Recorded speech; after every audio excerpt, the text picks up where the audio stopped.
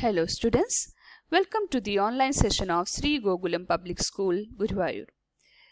We are back with the chapter 10, Special Purpose Book, Part 1, Cash Book. In our last class, we discussed about the petty cash book. We saw two systems of petty cash, simple system of petty cash and impress system of petty cash. Today, we will discuss two types of petty cash book, that is simple petty cash book and analytical petty cash book. Regarding simple petty cash book, we already discussed in our last class and we did a problem also related to this cash book. Now let us discuss what is analytical petty cash book. An analytical petty cash book has two sides. Left hand side is used for recording receipt of cash and the right hand side is used for recording payments. In this book, a separate column is provided for recording a particular item of expenditure, that is postage, stationery, advertisement, etc. So children, analytical petty cash book is a cash book in which we record all the expenses, or we can say those expenses which with a small amount is recorded in analytical cash book. In this petty cash book, we record all the expenses in some particular heads with some particular items of expenditure, we can say. Let us see the analytical petty cash book with the help of a problem. So it is an illustration from your textbook. 12. Prepare an analytical petty cash book on the Impress system from the following. The year is 2020 and the transaction related to 1 week of January is given to you. So all those small expenses are mentioned over here. So let us start our working. Jan 1. Received for petty cash 10,000. Children, this is the amount which the head cashier hand over to the petty cashier at the beginning of the month or the beginning of the week.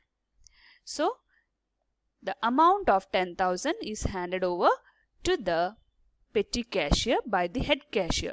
Now let us record this transaction.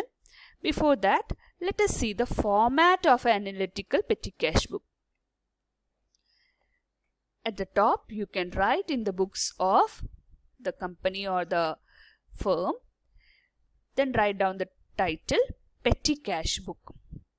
Prepare a box. Better, you can prepare it in a horizontal format. The first item in this format is receipt. Here you have to record the amount which a head cashier gives to the petty cashier. Next is date. Then comes voucher number.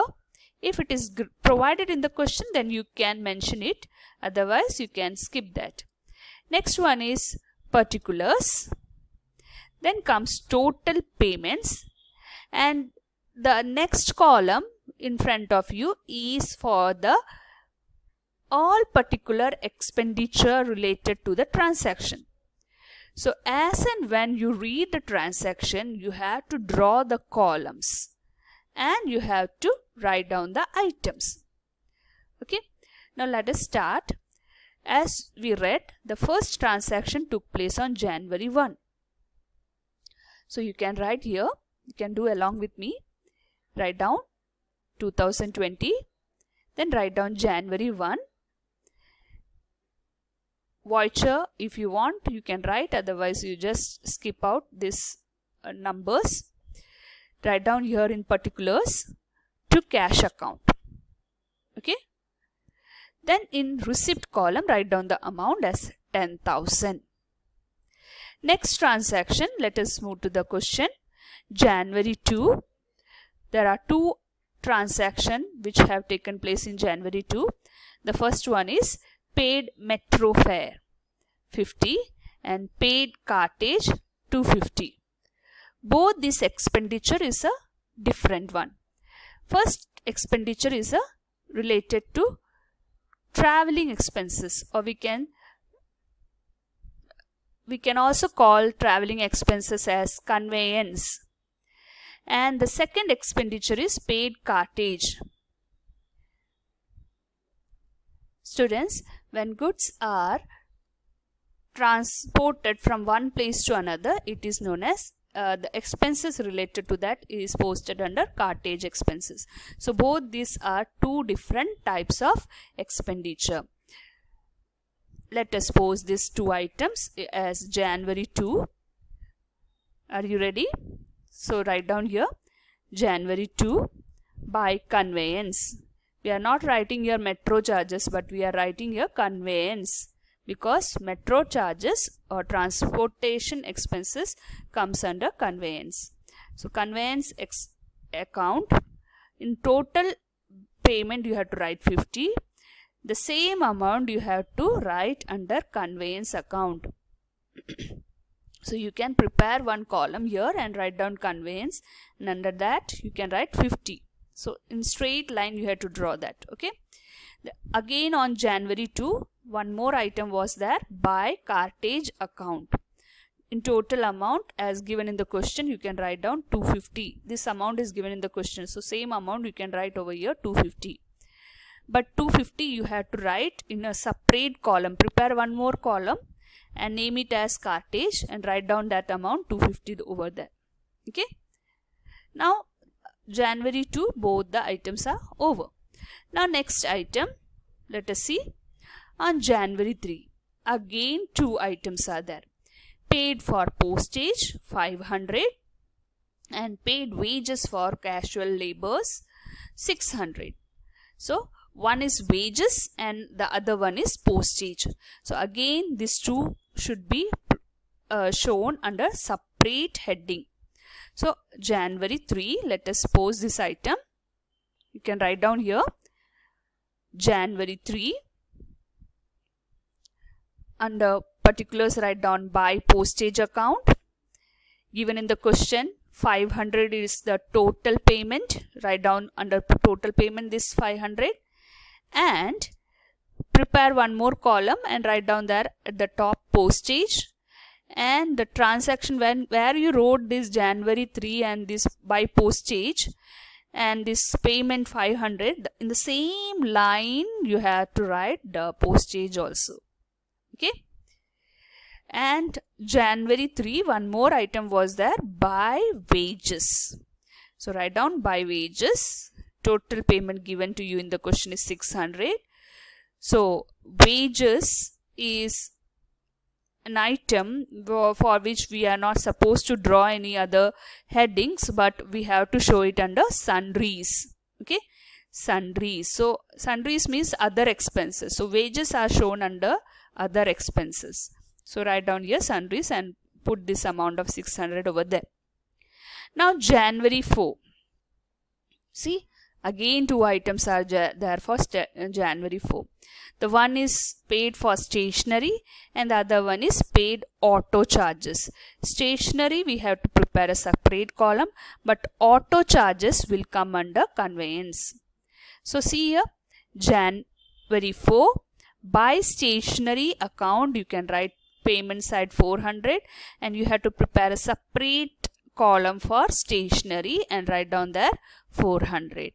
And because auto charges is a transportation expenses, so we have already prepared one transportation or conveyance account. So under that you can write there by conveyance 200 and conveyance expenses you can write over here, auto charges. Okay.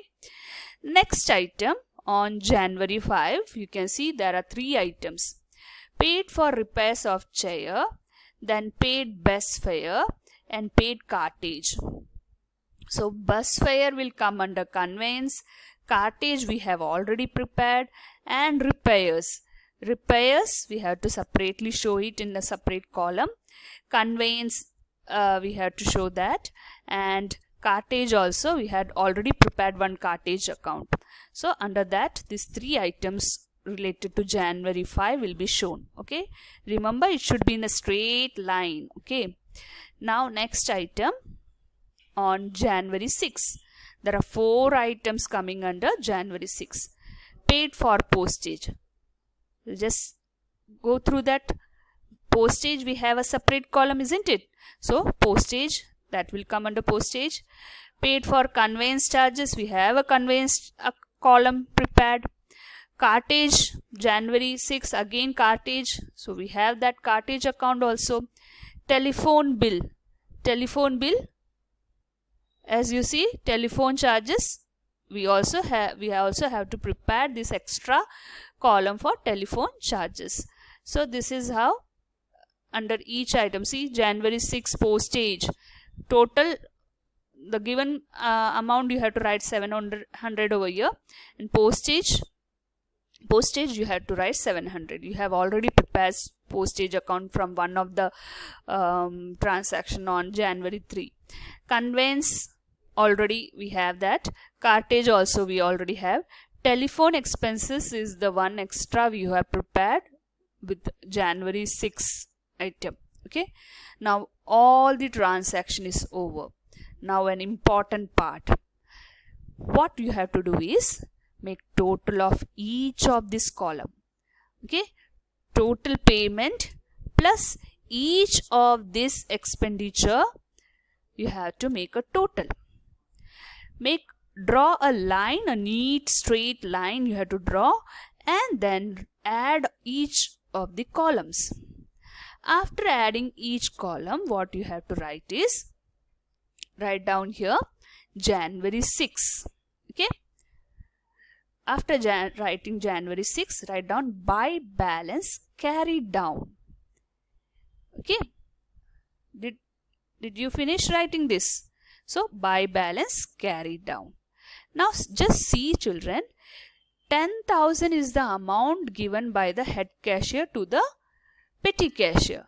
Out of this 10,000, he spent 5,500 towards these expenses. Now how much cash is left with him? So 10,000 minus 5,500, you will get that amount. How much is left? He has the balance of 4,500 left with him. So that amount you have to write as by balance carried down. Did you finish writing this? Now you can draw a line and write down a total 5,500 plus 4,500, you will get 10,000, isn't it? Now next what you have to write is, next line you can write January 7. Why January 7? Because new date starts. So next week. Okay. So next week on January 7, to balance brought down. So in the next week you have a cash balance left in the last week of 4,500 is the amount which is left. Okay. So that 4,500 you can see here. 4,500, this is what you are bringing down. So that you have to write under receipt column. So you have a cash balance of 4,500 with you. To balance brought down. On the same date, January 7, to cash, again the head cashier appears and he give an amount of 5,500 to the petty cashier. So again the petty cashier receive, already he have 4,500, now he receive 5,500 from the head cashier. Now how much balance or how much cash he have in total to spend for the coming week? Again he have the 10,000 amount. So this system is known as the impress system. Why it is impress system? Because a fixed amount of 10,000 the head cashier is reimbursing in the every week. So every week he is getting that 10,000 amount from the head cashier. So children, this is how this problem have to be solved. Okay. So children, now it is time to conclude today's class. this chapter, that is cash book, all the topic is covered. In this chapter we saw simple cash book, or it is also known by single column cash book. We also learned the way to do the problem related to two column cash book, which is also known as double column cash book, where we maintain a column for cash and bank separately. We did the problem related to petty cash book with two types, simple petty cash book and analytical petty cash book. A test paper is attached along with this session. Attend that. Meet you in the next class with the new chapter. Till then, goodbye.